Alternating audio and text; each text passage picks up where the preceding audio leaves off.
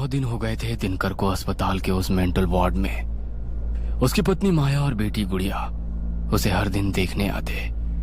उसकी बेटी गुड़िया डॉक्टर से बार बार एक ही बात पूछती, मेरा पापा कब तक ठीक हो जाएगा? कुछ कहा नहीं जा सकता। हमने शॉक थेरेपी देनी शुरू कर दी है, लेकिन उसका कोई खास असर दिख नहीं रहा है तुम्हारे पापा पर। डॉक्टर अंकल, मेरे पापा को ठीक कर दो ना प्लीज। प्लीज उन्हें ठीक कर दो ना। मुझे उनके साथ खेलना है, मुझे कहानी सुननी है। हर दिन वो मुझे एक कहानी सुनाते थे, तभी मुझे नींद आती थी। पिछले 9 दिनों से मैं ठीक से नहीं सो पाई हूँ। डॉक्टर खामोशी से गुड़िया की बातों को सुन रहा था, लेकिन वो उसकी बातों का क्या जवाब देता उसे समझ नहीं आ रहा था। तुम्हें शर्म नहीं आती दिनकर? कितने दिन हो गए? हाँ बोलो, कितने दिन हो गए? दिन क्या कितने महीने हो गए?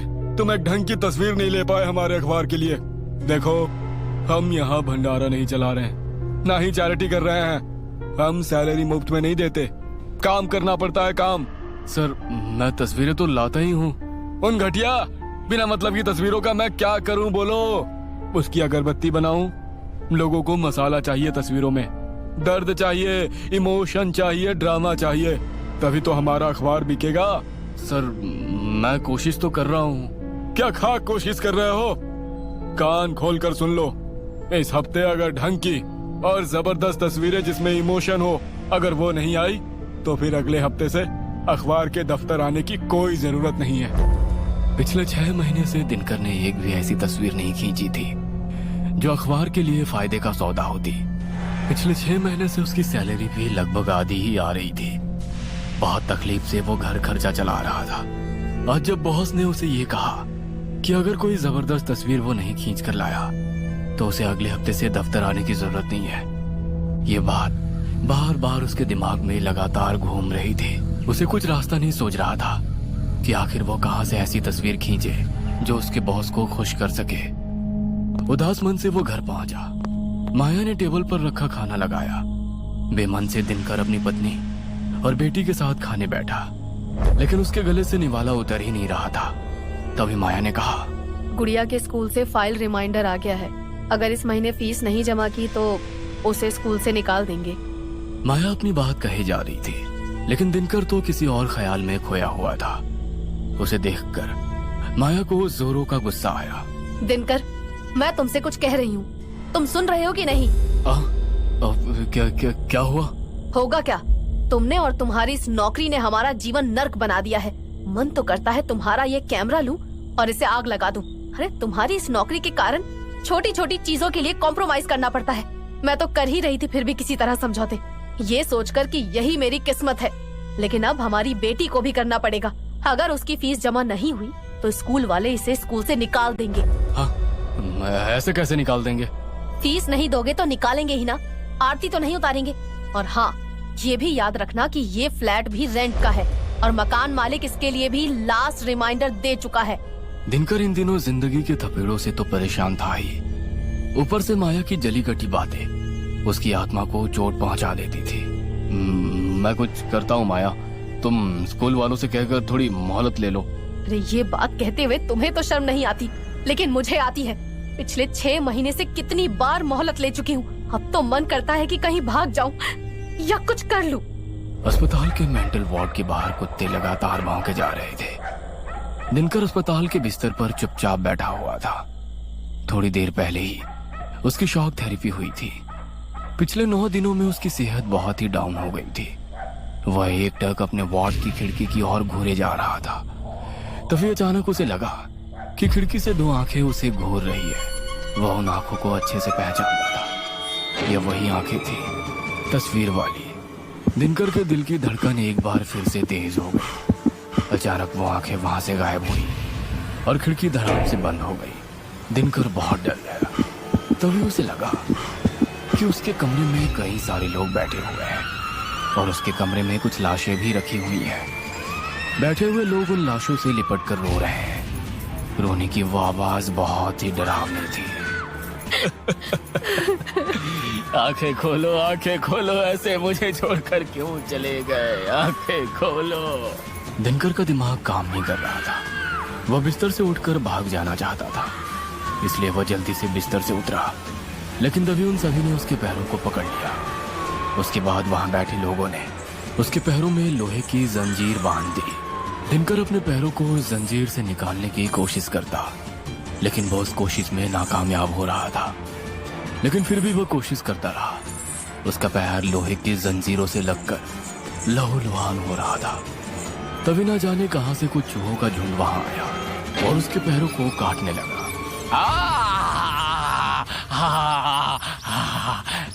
फिर से एक दर्दनाक चीख दिनकर की आई। अस्पताल का वार्ड बॉय और नर्स भागते हुए उसके कमरे की ओर गए। सिस्टर मुझे बचा लो, मुझे इन जंजीरों से निकाल दो, नहीं तो ये चूहे मेरी बोटी बोटी खा जाएंगे। और इन लोगों को भगाओ यहाँ से, ये मुझे जीने नहीं देते। इनकी रोने की आवाज मेरे कानों में सुई की तरह चुभती है। मिस्टर दिनकर, क्या हुआ आपको? ये क्या कर रहे हैं? कहाँ है जंजीरें और कहाँ है चूहे? और किन आवाजों की बात कर रहे हैं आप? अरे ये तो है मेरे पास, ये देखिए। मिस्टर दिनकर, यहाँ कोई नहीं है, कुछ नहीं है। दिनकर को नींद नहीं आ रही थी। वो कहां से अपनी बेटी की फीस जमा करता, वो कहां से ऐसी तस्वीर खींचता जो उसकी नौकरी को बचा लेती। वो यही सब सोचे जा रहा था। आखिरकार उसने एक फैसला लिया। बस हो गया, अब नहीं होता मुझसे, मैं हार गया हूं। मैं अब लड़ नहीं सकता। मुझे माफ कर देना गुड़िया, मुझे माफ कर देना माया। I am a failure. रात के 11 बज रहे थे। दिनकर रेलवे ट्रैक पर चला जा रहा था। हर दिन की तरह उसके गले में उसका कैमरा लटका था। आज उसने एक खतरनाक फैसला ले लिया था। वो ऐसा नहीं करना चाहता था, लेकिन वो मजबूर था। वो रेलवे ट्रैक पर बढ़ता जा रहा था। तभी उसके कानों में कुछ आवाज आई। चौरसिया, सिग्नल चेक कर लिया है ना? सब ठीक है ना? हाँ पांडे, सब चेक कर लिया है। एक वायरिंग लूज थी, उसे ठीक कर दिया है। अब कोई प्रॉब्लम नहीं है। ठीक है, फिर मैं स्टेशन मास्टर को क्लियरेंस दे रहा हूँ। 2 ट्रेनें आने वाली हैं। हाँ पांडे, दे दे, कोई टेंशन नहीं है। कितना रिस्क वाला काम है ना अपना चौरसिया। जरा सी गड़बड़ हुई नहीं कि भयानक हादसा हो जाएगा। उन सिग्नल मैनों की बातों को सुनकर दिनकर के दिमाग में अचानक से एक खुरापात आ गई। अगर मैं इन तारों की सेटिंग में छेड़छाड़ कर दूं तो एक भयानक हादसा हो जाएगा और यहाँ लाशें ही लाशें होंगी। रोने चीखने वालों के ना जाने कितने चेहरे होंगे। यही तो चाहिए बॉस को, इमोशन। मैं दूंगा ये इमोशन। हाँ, मैं दूंगा ये इमोशन और फिर बेचूंगा उस इमोशन को मार्केट में। दर्द ही तो बिकता है ना यहाँ। मैं बेचूंगा दर्द को, आंसू को। हाँ। दिनकर के सिर पर खून सवार था। उसने पटरी किनारे पड़ा पत्थर उठाया और उसी से उसने उन दोनों लाइनमैनों की मार कर हत्या कर दी। मर गए दोनों। अब मैं अपना काम करता हूँ। उसके बाद दिनकर ने सिग्नल की वायरिंग में छेड़छाड़ करना शुरू कर दिया। स्टेशन मास्टर इन बातों से बेखबर था। उसने लाइन क्लियर दे दी। लाइन क्लियर मिलने से एक्सप्रेस ट्रेन के ड्राइवर को भी कुछ पता नहीं चला। वो अपनी रफ्तार से आगे बढ़ता गया, लेकिन उसे क्या पता था कि वो गलत ट्रैक पर जा रहा था। उसे मेन लाइन पर जाना था, लेकिन वो लूप लाइन पर चला गया, जहाँ पहले से एक मालगाड़ी खड़ी थी। अचानक एक जोरदार धमाका हुआ और एक भयानक एक्सीडेंट का शिकार वो ट्रेन हो गई। 2 ट्रेनें तो इस दुर्घटना का शिकार हो चुकी थी, लेकिन अब बारी तीसरी ट्रेन की थी। तीसरी ट्रेन जो अपनी पूरी रफ्तार से पैसेंजरों के साथ आ रही थी, उसकी टक्कर पहली ट्रेन की उन बोगियों से हो गई जो एक्सीडेंट के बाद दूसरे ट्रैक पर चली आई थी।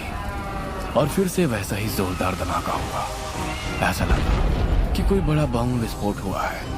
उसके बाद तो हर और चीख पुकार का माहौल बन गया। लेकिन ये चीख पुकार किसी की नौकरी की गारंटी थी, किसी की बच्चे की स्कूल फीस की गारंटी थी, किसी के अखबार के बिकने की गारंटी थी। कुछ देर बाद ही इस हादसे की खबर सभी को हो गई। सारे न्यूज चैनल ब्रेकिंग न्यूज चला रहे थे। उधर दिनकर तस्वीर खींचने में व्यस्त था।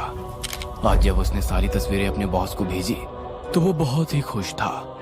उसने दिनकर के इंक्रीमेंट की बात की, साथ ही उससे और भी तस्वीरें भेजने को कहा। दिनकर ने अपनी नौकरी बचाने के लिए एक राक्षसी कृत्य को अंजाम दिया था। उसकी बेटी की फीस जमा हो गई थी। लेकिन वो बहुत महंगी फीस थी। इस बात का पता उसकी बेटी को नहीं था, ना ही माया को था। दिनकर को आज 6 महीने हो गए हैं अस्पताल में। उसकी स्थिति हर दिन बिगड़ती जा रही है। उसे हर दिन दौरे पड़ते थे। वह आंखें उसे अब भी घूरती है। लोगों के रोने की आवाज अब भी उसके कानों में गूंजती है और उससे सवाल करती है कि क्यों किया। दिनकर उन आवाजों को सुनकर परेशान हो जाता है। अरे कोई बंद कर दो उन आवाजों को, कोई बंद कर दो। वो औरत मुझे घूरती है। वो छोटी सी बच्ची देखो मुझे कितने गुस्से से देख रही है। ये मैंने क्या कर दिया मैंने? ये क्या कर दिया? दिनकर अब भी उसी अस्पताल के मेंटल वार्ड में है। वह हर दिन उसी तरह चीखता चिल्लाता है। उसे वो लाशें अब भी हर दिन दिखाई देती है और उससे सवाल पूछती है, लेकिन दिनकर के पास कहाँ है उन सवालों का जवाब। ये कहानी आपको अच्छी लगी हो तो हमें सब्सक्राइब करें